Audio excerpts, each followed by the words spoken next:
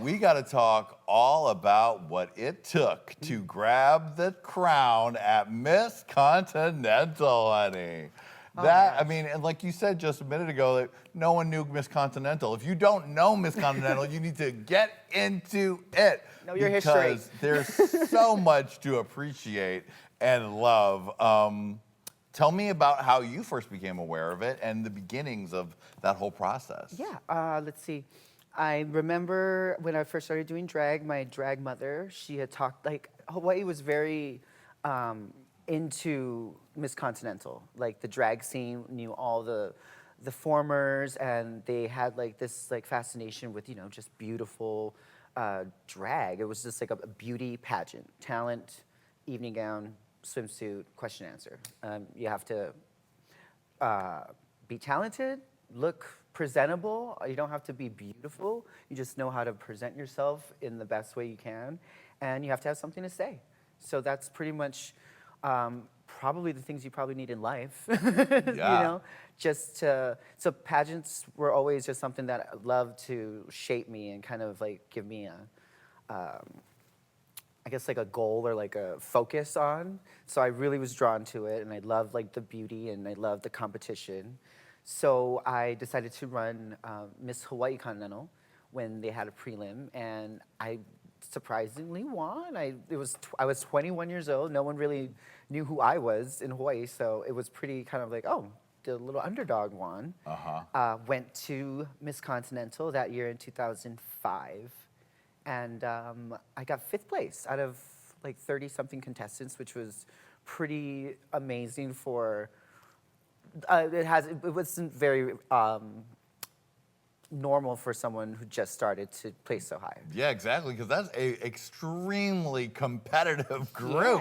Yeah, and the girls I was with were, you know, seasoned entertainers that are fan favorites, so it was really cool to be a fly on that wall and to get like a little taste of it. And once you got the taste, it's like, I'm bitten, I'm trying, I'm not gonna give up. So you went back a couple times. Yes. The first time you rushed, you're like, I'm gonna win it this time. Yeah, it's definitely a learning process. I did 4 times in 7 years. I did take a break in between, like a 3-year break, and everybody was telling me to run again. You should run, you're gonna win. I'm like, I need to feel like Miss Continental if I'm gonna compete for Miss Continental. I have to already feel like it. So I have to feel secure. I have to have a secure package. So when I go on stage, I'm not thinking about, you know, oh my gosh, my dress doesn't really fit that well. You know, like for me, I'm that kind of person. So I needed to make sure that everything was taken care of, so then I can present myself, and that ease is what they look for. You know, they look for the ease and like just the confidence. And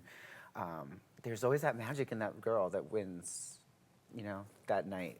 You can't even like, it's so weird to see when you see the girl who's like gonna win. You're like, oh, she's got it. She's in it. What is the prep for something like that, to get that package together? It seems like similar to going to Drag Race. Yeah, for sure. Because you also first have to run a prelim. So you have to run a state preliminary. When then they sponsor you, you become, like I was Miss Pennsylvania, Premier Continental. Before that, I was Miss Hawaii, Miss Continental. So you run that, you qualify, so you kind of do the pageant already in a in a regional sense.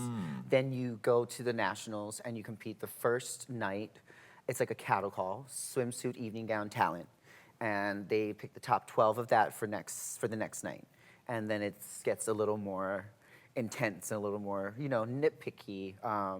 Everyone's allowed to do the same thing. And usually, like, people, I mean, you want to think that you want to go on stage and you want to show, every time you go on stage, you want to show a different side of you, just like Drag Race.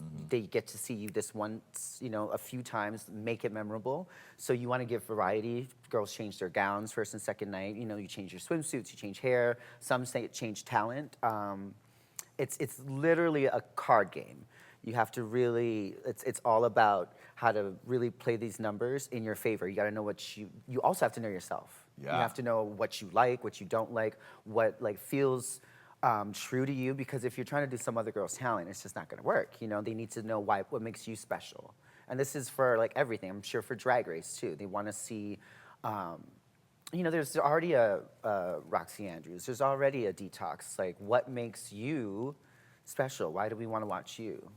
So that's always important for pageants, for sure. What was your talent and what was your favorite look from your winning night? Oh my gosh. Ugh.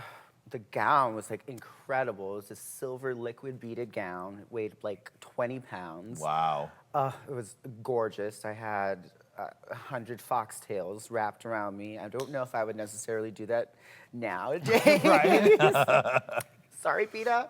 I got had by PETA because I did a photo shoot with these foxtails. Oh, boy. And they, like, I woke up the next morning, I was like horrified. Like, it was all like mink trap videos in my comments, and they were like cruel. They were like calling me a dude and everything. Oh, wow. And I just called my friend crying. He's like, well, I mean, PETA only cares about celebrities, so you made it, girl.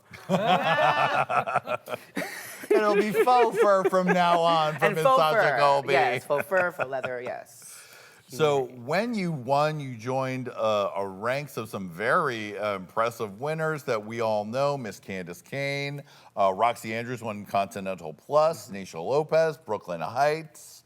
It's really, you become one of the girls in the Hall of Fame, and it's a very prestigious history. It really is, and it's always fun to see the girls and it's like a little sorority we have. And even the Misters and the Plus and the Elites, like we all just have this nice family that we really care about each other. We really had this hard time during COVID, not seeing each other during Easter and Labor Day is when we usually have the pageants, and it was kind of sad because we make sure to see each other every year. It's like you just kind of maybe take it for granted. So we all had a Zoom call, which was really great, but like 50 queens on the call. Right. We had to be get muted a word in, quickly, right? yeah, muted. Would you ever go back and like help coach another young queen to take the crown, or what's your relationship with Miss Continental now? Well, I definitely, we as sisters, I'm seeing the girls, if people come up for advice, I'm always willing to give, and they do ask for advice. Of course, because of course everyone wants to think, but I literally just said what I tell people, I just said it on here. Like, there isn't a formula, there isn't like a special thing, it's literally you. And once you know that, then everyone else will. But that's the magic of Continental. Like, I was able to crown Naisha, and Naisha crowned Brooklyn. So I feel really proud to be able to like hang with those girls too. They're my sisters, and to see them achieve success mainstream has been incredible. It's been lovely, and like they represent Continental.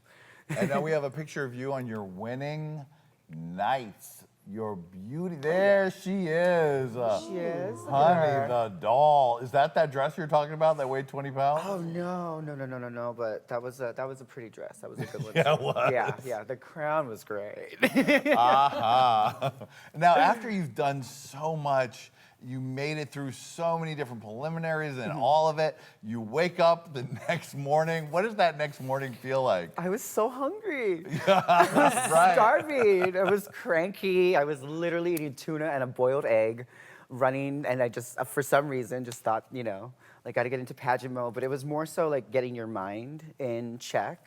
But I felt so relieved the next morning and ate so much that I did not feel relieved that night.